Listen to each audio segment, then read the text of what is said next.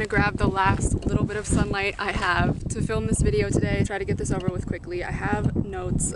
Okay, so basically someone asked in a previous Q&A if I could give any van life tips, and I kind of just said like you have to figure it out for yourself because everyone's experience really is different. The reason I said this is because I remember before I started this lifestyle, I watched a video of another girl talking about her experience, and she said one of the big pros of living like this, she lived in an RV, was that she had to clean a lot less. And I actually have the opposite experience of that. I clean like 3 times a day. She was saying like there's just so much less surface area. She just goes in with a Swiffer every once in a while and it's totally fine. But I feel like because there's so much less surface area, we're always walking in the same area and it gets so dirty that it's like unlivable.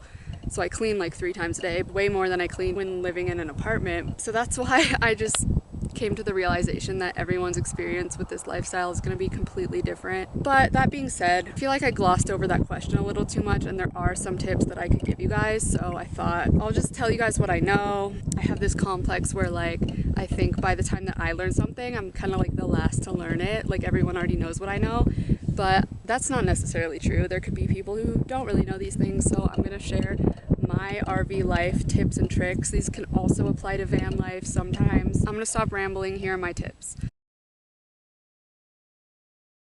Okay, first of all, if you want to find places to park and camp, my favorite apps are freeroam and the dyrt. The dyrt is great if you want campsites that you pay for. Those have a little bit more amenities. Those always have bathrooms, sometimes showers, sometimes electric hookups, sometimes water. But if you're looking more to camp for free, freeroam is a really good one, especially out here on public land. There's like so many marked places that other people have been to. There's like tons of reviews you can look at. Okay, there's a fire ant approaching me. I got bit by one of those ones and it really hurt, so I'm like kind of don't want that fire ant near me. Anyways, you can also park for free at most Walmarts. You can stay like a night or something. I actually find that a lot of people stay at Walmarts. I've stayed at a lot of Walmarts and I feel like there was only a couple times where I've been like the only RV or van parked there. I feel like there's usually a little squad of them in the back of a Walmart parking lot at night. There's a specific website, I forget the name, but it lists all the Walmarts in the US and if you can park there overnight or not. So check that out before staying in a Walmart. Walmarts can be convenient if you're just traveling and it's late and you're tired and you just need a place to rest for the night. Obviously not the most scenic, but you gotta do what you gotta do. Bungee cords. This might be obvious, but like those who do RV and van life know that you can have a certain amount of things out like on shelves and just around the place, but as soon as you travel there are certain things you have to pack up because they're gonna just fall when you're driving. Big things like we have this air conditioner thingy that stands up, and whenever we travel we just kind of like bungee cord it in place. We have a couple loose drawers that will like open during travel, so we'll bungee cord those to like another drawer to keep them closed. Invest in like a ton of bungee cords because there are so many things you can bungee together to make them not fall during travel.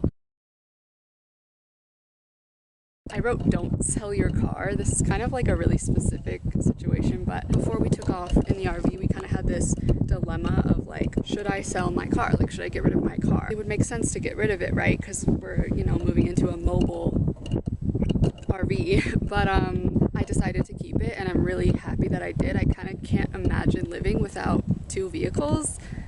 For some reason, like if you have more than one traveler, like if you're not traveling alone, I mean, I feel like the more vehicles the better, because if you can afford it, of course, there's like the whole issue of gas because there's so much more storage space. And also like if I just need to go to the grocery store for like milk or something, I can't imagine packing up everything and going just to come back to the camp. Like it would just take twice as long. I feel like having a car and an RV or van is a really good option. It's my personal experience. If you have a car already and you're debating whether you should sell it, I mean, the extra money can obviously be really nice, but if you're in that specific situation where you're debating that, I would say keep it. And some RVs can even tow cars if they're big enough, strong enough RVs. Ours isn't really like that. Going off that, like a trailer that hitches to a car is obviously a really good option. I can totally see why people do that now. Next thing I wrote down was 6-gallon plastic water jugs. We went to Walmart like during our journey at some point and just randomly picked up plastic water jugs. We have 3 of them. I think they're all about 6 gallons. Those are very helpful in collecting water and transporting it to the RV. Sometimes you'll get lucky and get a convenient water hookup that you can just plug a hose into that and then put it directly into the RV and fill the entire water tank. A lot of gas stations have these, but sometimes they don't, and sometimes the only water you have access to is like one of those water machines outside of like Target or Walmart. If that's the case, then we take the car, fill up all 3 jugs, put them in the car, transport them back. How do you get mail? There are a number of ways you can get mail when living on the road. You can open a P.O. box or a UPS box if you kind of in a town where you think you're going to stay there for a while, or if you're living permanently kind of around one town because you work there or go to school there or something. It can be good to open one of these boxes. I think the minimum time is usually 3 months. There's Amazon Locker, which pretty much like most big cities, even some smaller ones have Amazon Locker. It's just where you can order anything from Amazon and pick it up at the locker. I find that pretty convenient. And then there's general delivery. One of my viewers actually commented about that a few videos ago, that you can actually order things to your local post office and just pick it up. Although I think that has to be shipped USPS. If it's not, then it won't work. I've used almost all of these methods and they've all been fine. That's pretty much it. Those are my quick tips for you guys. The sun is down now. Thank you guys for watching. I hope this was a nice, cool, informative video for you if you're thinking about starting RV or van life. Just some simple tips.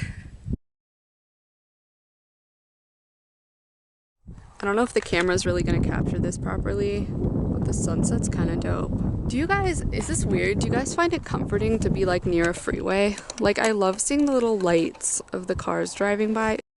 Anyways, guys, I forgot to say goodbye, but thank you for watching my video. I hope you liked it. I'll see you guys next time. Peace.